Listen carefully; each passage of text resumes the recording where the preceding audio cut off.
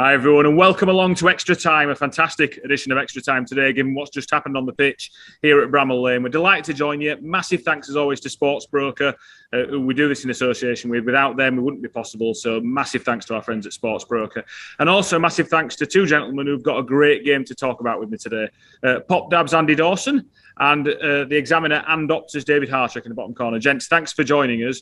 Andy, I'm going to come to you as the resident Town fan, first of all, just to say, those moments in the final dying embers here at Bramall Lane, that's what's being a football fan's all about, isn't it? It doesn't really matter what's gone before it. You score a 94th, 95th minute winner in a Yorkshire derby and you're happy. Yeah, absolutely. This is the kind of game that we all live for, isn't it? And to see that reaction as well as the goal goes in front of our own fans, you can see just how much it means to Levi, who scored it, the whole of the team, everybody. This really is one of those just amazing days. I've almost lost words with how good I'm finding it today. So, I'm really, really happy after that victory. Definitely, yeah. Yeah, it was a different type of game today. Town, I thought, defended well for 92 minutes and Sheffield United trying to work the ball wide, got a lot of balls into the box between Lee Nichols and the back three. I thought they defended everything well. And then when that one drops to Billy Sharp at the death, you're gutted. But what a great outcome for everyone of a Town persuasion. Yeah, definitely. I think it's... the Billy Sharp goal was a really good experienced piece of striking to roll the defender like that and then be able to cut the ball back across the goalkeeper. So I don't think you can really blame anyone for that goal, but to react like they did. And I don't know, today I just felt like Town would win. Even at 1-1, it just felt like Sheffield United are struggling and it just felt like the luck was with Town a bit. And I think what was different today is they earned that luck because the defensive performance was as good as I've seen from Town for a long time. And that's important because, Fulham was not too long ago, 1 week ago, so still fresh in the memory, a really disappointing afternoon. To keep a clean sheet at Preston and defend the way we did here at Sheffield United, that was an important area of improvement, Andy, from last season for sure. What do you think of what you've seen of that area so far? I think we look more confident in that area. I feel as though there is an air that has been brought in by Levi Colwill coming in, Pearson coming in. Naby Sarr also looks as though he's really appreciated having those two with him. I think Lee Nichols has also done really well in the games that he's been involved in so far. I feel like that is an area that's definitely improved for Town. And I agree with what Dave said as well. I feel like we did have to sit back for a barrage of like 75 minutes or so from Sheffield United. But we rode that and we did well through it and we looked calm and composed through many moments of that defending. So I agree with what Dave says. When we go a goal ahead and then Billy Sharp scores, it's kind of that moment of it's Billy Sharp. But actually, Town managed to actually go forward, get the win. And yeah, today it looked as though we were always looking likely that we fancied that after about the 75th minute. Yeah. Dave, it was an interesting shape, I thought, today as well. We played 3-5-2 out of possession, and then when we got on the ball, it was very much a 3-4-3 with Sorba and Karoma wide and broad. Like you said, the defensive side of it worked well. The attacking side didn't work well in the first half. Carlos Corberán just admitted as much in his post-match press conference. Second half, we started to see some shoots of improvement on that front before the goal, didn't we? We seemed to have more of a threat on the counter all of a sudden. Yeah, I think it's no surprise, really, that the midfield came into it a little bit more in the second half because the problem the first half is the midfield couldn't help the defence out and they couldn't help the attack out. They were struggling a little bit. And I think they were struggling more than anything just through weight and numbers because Sheffield United, a bit like Preston tried to do on Tuesday, I think part of their game plan was we're just going to try and bully Town here. And when Town stand up to teams like that, it's difficult because all you can do is basically stand in three lines. So I think the shape, though, was interesting because Carlos Corberán spoke in his press conference quite passionately, I thought, this week about the 3-5-2 and how it's been slightly forced on him, but he quite likes it anyway, and how you can play it as an attacking system rather than when they played three at the back last system, which was quite a defensive one to just try and get over the line. And I think you saw the merit of that today with it's a perfect sort of system to play away from home because what it allows you to do is stay really tight and rigid at the back. And once Town get a little bit more confident and, they have like a Lewis O'Brien who's fully fit because I still think he's a little bit of he's got a little bit of match fitness to go, you can counter quite effectively with it. And that's what you saw. I mean, it wasn't a perfect performance to the eye, but if you write it down on paper and say, we're going to keep it really, really tight for as long as possible, play on the counter, try and score late, doesn't get better than that. Absolutely. Andy, no surprise as well that Josh Koroma's on the score sheet. 8 goals last season. He's off the mark now. We just talked about that counter threat coming in the second half. It was probably no coincidence that's when Josh moved over to the left side. And in the second half, straight away, you start to see him be that release for Town to get us up the pitch, even if it didn't always come to a shot. How pleased are you to see him get off the mark? Very pleased to see him get off the mark. And as you say, David, pleased with the shift that we made in the first half. Yeah, he was on the right side. You got Sorba playing that left-sided role. And I think the switch probably needed to happen to give Josh that opportunity to cut in with his right foot. I also feel like the finish for the goal is brilliant, considering that Wes Fotheringham has actually saved the first attempt and saved it well. So to then take that moment, have that composure to slot the ball in the back of the net, I think it's a good goal to start his tally for this season.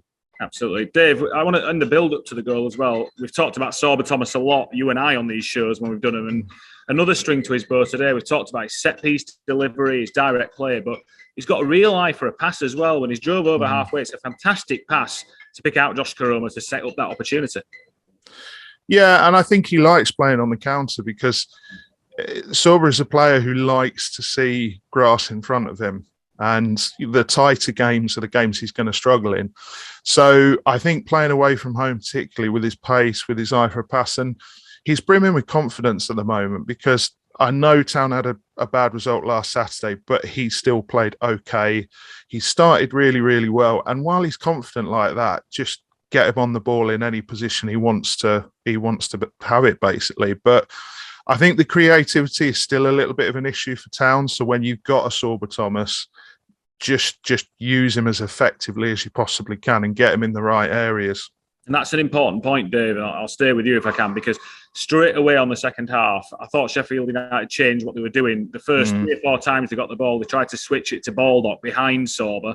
And to be fair, Carlos reacted. He saw that threat as well. Harry Toffolo came on. It was much more of a defensive player than Sorba Thomas is, although he's got the assist for the final goal, which we'll come on to. But it was kind of punch and counter punch there. It was, and I really like that, because there's a couple of times I've had to do these shows or I've had to talk about Town games where Town have been undone by a team simply putting a man behind the wing back either side.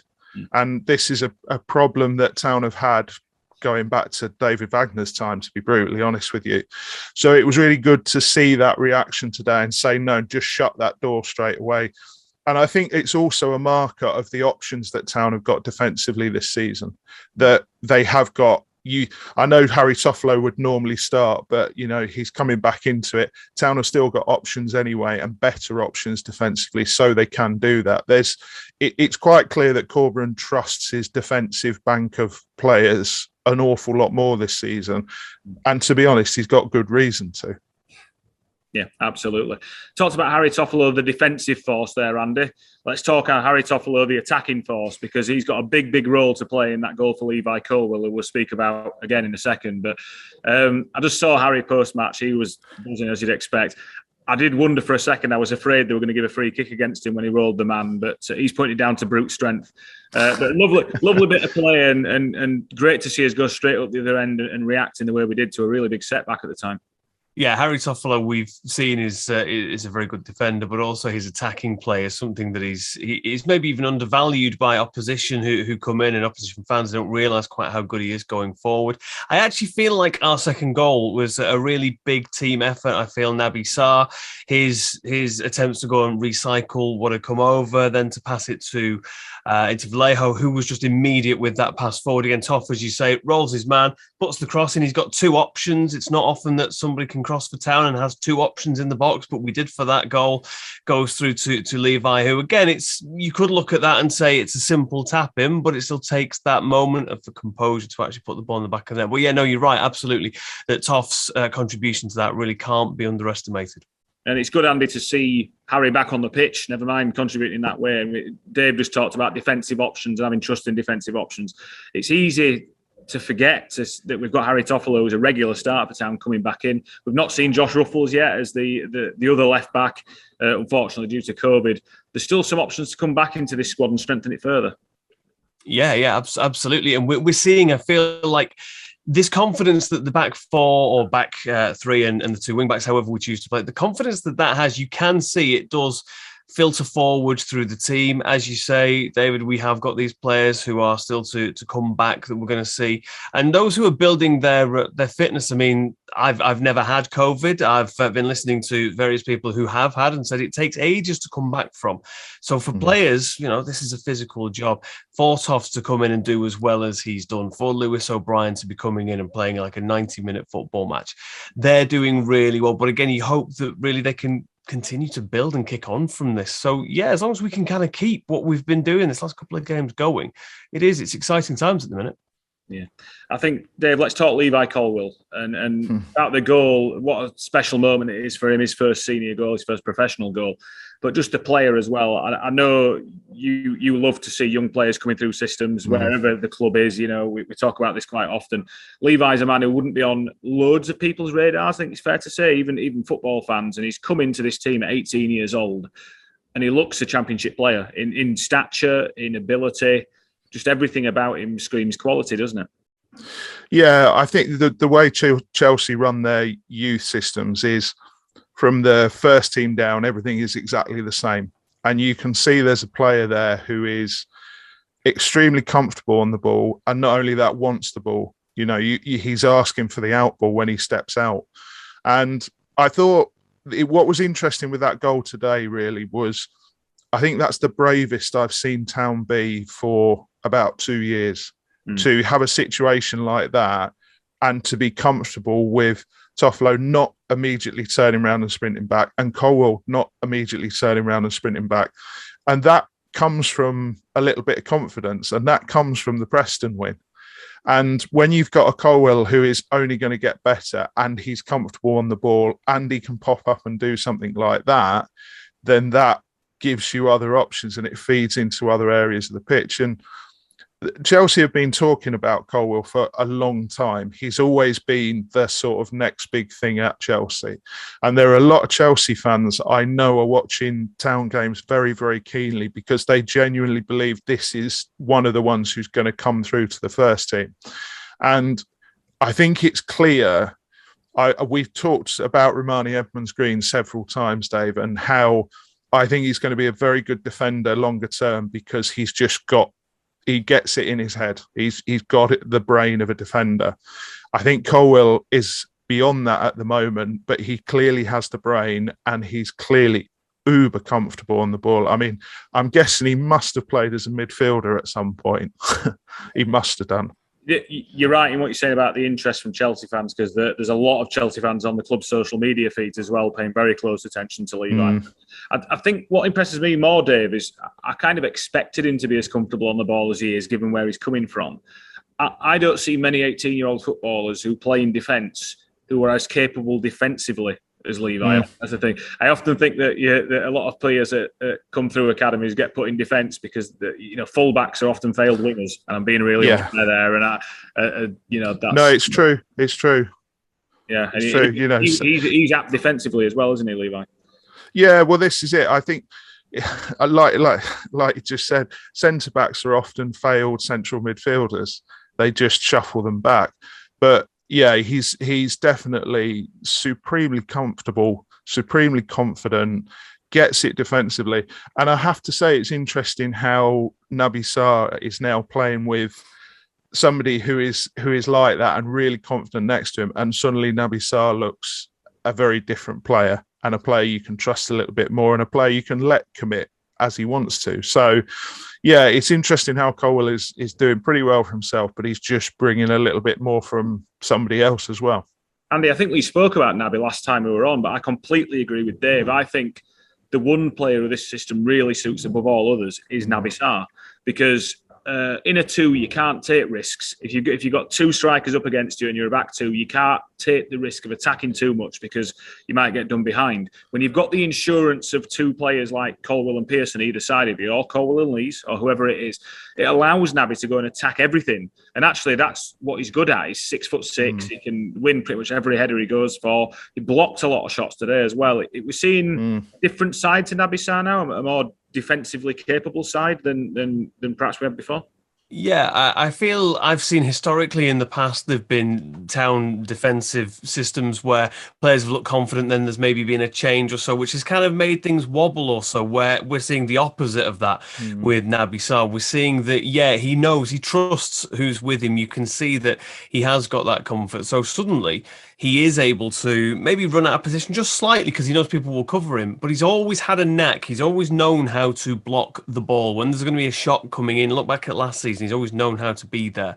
He still knows how to do that, but effectively he knows that, well, if he does misjudge it, it's not straight through to the keeper, somebody's one-on-one. He has that. You can see his confidence level as well. I think the C word is a big thing for Town across the board. Naby is somebody that you can see is enjoying his football this season. That's becoming clear in the way that he's playing. It's a really interesting time to start the season when you've not played many games, and there's been a lot of expectation into this season as well because fans returning. It was fantastic here at Bramall Lane again today, but 1 week ago it was a very different feel to this show, to everything we did. Understandably so, by the way. It was a very poor day against Fulham, and now we sit here at Sheffield United, just being relegated from the Premier League. We know how tough that can be as well. 2 wins out of 2. And it's a totally different feeling, a transformative week we've had here, isn't it? And it could be different again next week. And I sincerely hope it isn't. But it's nice to go into the weekend now with this feeling and hope, Andy, as a fan, isn't it? Yeah, you win it on a Saturday afternoon, and your whole weekend is improved. I mean, you're absolutely right as well, David. I mean, you look back 7 days. To be honest, I've even blanked out some of what happened 7 days ago. It's not necessarily all coming back to mind. I've obviously repressed it somewhere. But you had the Tuesday night game, which wasn't the most entertaining game. But at the end of the day, I feel with football, it's about getting the 3 points. So we managed to get those on Tuesday. Today, we came into this, and I felt like Sheffield United were very familiar. We had that time at the top flight. We came down. I feel the way that their crowd was reacting to how they played, that was, I recognise that from a couple of seasons ago for ourselves. But the fact now we've come into this season, we have had the game like last Saturday, yet we are still able to come out of the rest of this week and say, we got 6 points. Considering we started the week with that defeat.